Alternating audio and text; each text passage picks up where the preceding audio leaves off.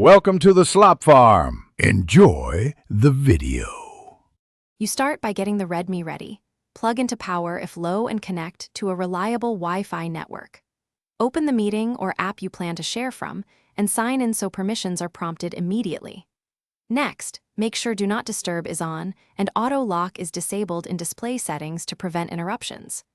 Once done, you'll be in the app with notifications silenced and the screen staying awake, which prevents accidental disconnects during your screen share. You now grant the necessary permissions. Go to Settings, find the app, and allow microphone, camera, and display over other apps if requested. Back in the Meeting app, tap the Share or Present Screen button, and when the Android prompt appears, select Start Now to begin broadcasting your display.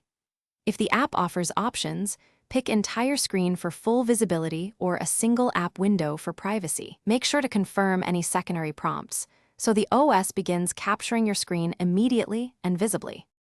You finish by controlling the share from the notification shade. Expand it and use pause or stop to end the broadcast. Alternatively, return to the Meeting app and tap Stop Sharing to end the session. Always confirm the share indicator is gone.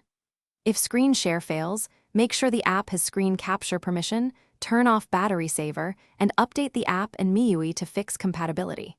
If needed, restart the phone and retry. This clears transient issues.